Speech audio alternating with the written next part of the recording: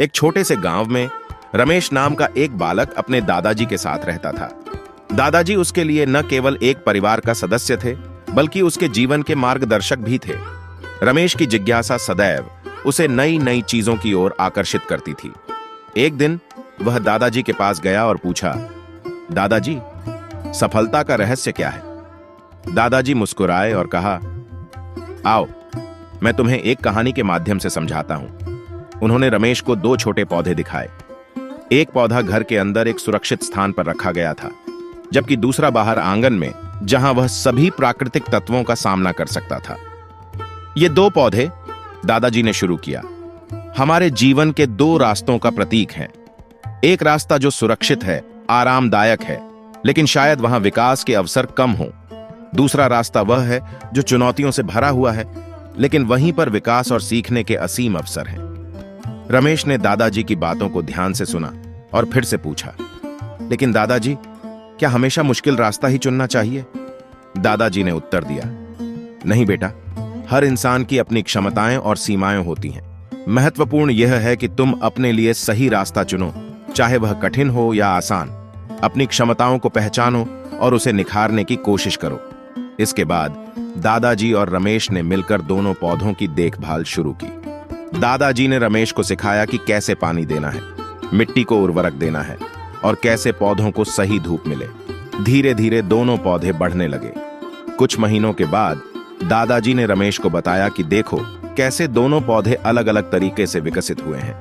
अंदर रखा हुआ पौधा बहुत सुंदर और हरा भरा था, लेकिन उसमें वह मजबूती नहीं थी जो बाहर वाले पौधे में थी। बाहरी पौधा हालांकि कुछ जगहों पर खुरदुरा और असमान था, लेकिन उसमें एक अद्वितीय मजबूती और चरित्र था।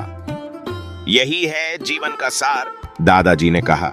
आसान रास्ते तुम्हें सुंदर और सुखद जीवन दे सकते हैं, लेकिन कठिन रास्ते तुम्हें मजबूत बनाते हैं, तुम्हारे चरित्र को निखारते हैं। रमेश ने दादाजी की बातों को गहराई से समझा और अपने जीवन में इसे उतारने का निश्चय किया। उसने तय किया कि वह हर स्थिति में खुद को साबित करेगा, चाहे वह रास्ता कितना भी कठिन क्यों ना हो। इस प्रकार दादाजी की सीख और पौधों की कहानी ने रमेश को जीवन में सफलता की ओर अग्रसर किया। वह जान गया था कि सफलता केवल उपलब्धियों में नहीं होती, बल्कि उस यात्रा में होती है जिसमें हम अपनी क्षमताओं को पहचानते और निखारते हैं। रमेश ने समय के साथ अपने आप को और अधिक परिश्रमी बनाया। वह न केवल पढ़ाई में, बल्कि खेल और अन्य गतिविधियों में भी आगे रहने लगा। उसके इस परिश्रम ने उसे स्कूल में एक उत्कृष्ट विद्यार्थी बना दिया।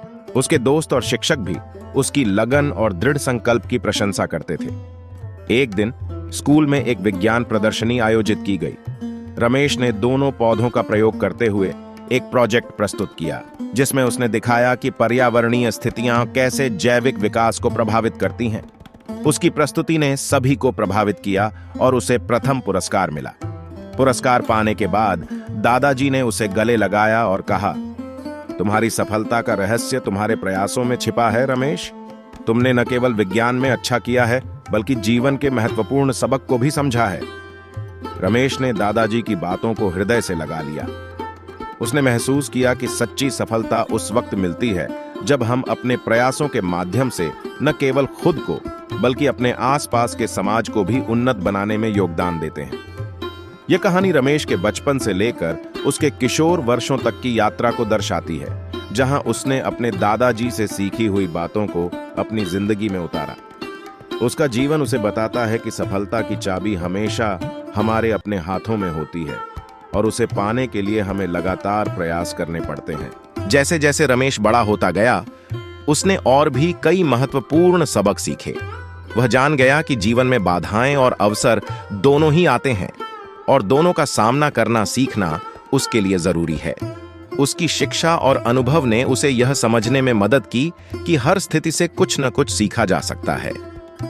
एक दिन रमेश के स्कूल में एक नया शिक्षक आया, जिसने उसे विज्ञान और तकनीक में गहराई से दिलचस्पी लेने की प्रेरणा दी।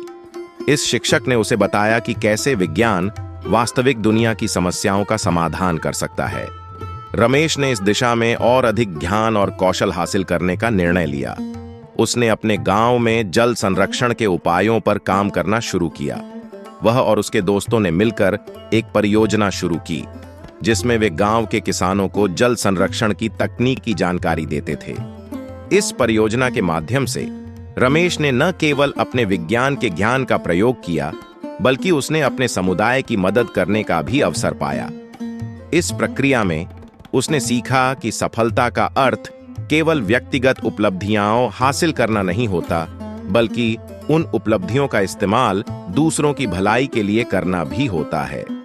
उसकी यह समझ उसे अपने दादाजी से मिली प्रारंभिक शिक्षा की याद दिलाती थी। जैसे जैसे वर्ष बीते, रमेश की कठिनाइयों से लड़ने की क्षमता और भी मजबूत हुई।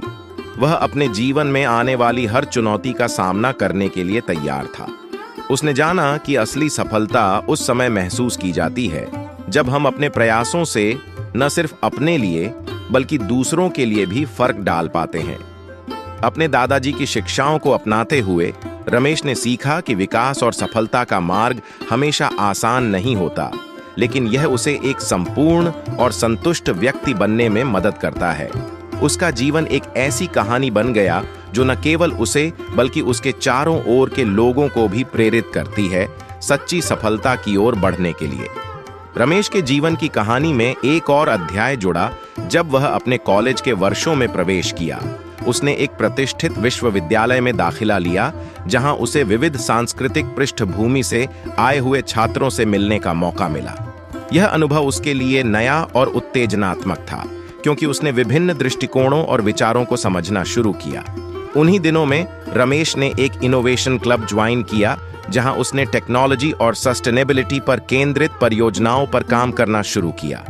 उसकी पहली परियोजना एक स्मार्ट इरिगेशन सिस्टम थी, जिसका उद्देश्य कृषि क्षेत्र में पानी की खपत को कम करना था। इस परियोजना ने उसे न केवल अपने तकनीकी कौशल को बढ़ाने में मदद की, बल्कि उसे यह भी समझने का मौका दिया कि कैसे इनोवेशन से समाज के लिए सार्थक बदलाव लाया जा सकता है। रमेश की यह परियोजना कॉलेज में बहुत सराही गई और उसे विभिन्न फोरम्स पर प्रस्तुत करने का अवसर मिला। इससे उसके आत्मविश्वास में वृद्धि हुई और उसे यह भी एहसास हुआ कि उसके कार्यों का उसके समुदाय पर सकारात्मक प्रभाव पड़ रहा है। विश्वविद्यालय के अंतिम वर्ष में रमेश ने एक बड़ी चुनौती का सामना किया जब उसे एक बहुराष्ट्रीय कंपनी में इंटर्नशिप का मौका मिला। वहां काम करने के दौरान उसने सीखा कि कैसे बड़ी टीमों में काम किया जाता है और कैसे प्रोजेक्ट मैनेजमेंट की जटिलताओं को संभाला जाता है। इस अनुभव ने उसे नई प्रकार की चुनौतियों का सामना करने की तैयारी दी। कॉलेज से ग्रेजुएशन के बाद रमेश ने एक नई शुरुआत की। उसने अपनी स्टार्टअप कंपनी खोली जो स्थायी तकनीकों पर केंद्रित थी। उसका उद्देश्य था कि वह विश्व स्तर पर स्थायित्व को बढ़ावा दे सके। उसकी कंपनी ने जल्द ही नवीन उत्पादों को विकसित करना शुरू किया, जो ऊर्जा की बचत करते थे और पर्यावरण के लिए कम हानिकारक थे। रमेश के जीवन की यात्रा ने उसे सिखाया कि सफलता और संतोष किसी एकल उपलब्धि में नहीं, बल्कि उस योगदान में होता है जो हम दुनिया में करते हैं। उसने सीखा कि वास्तविक सफलता वह होती है जब हमारे कार्य दूसरों के जीवन को बेहतर बनाने में मदद करते हैं।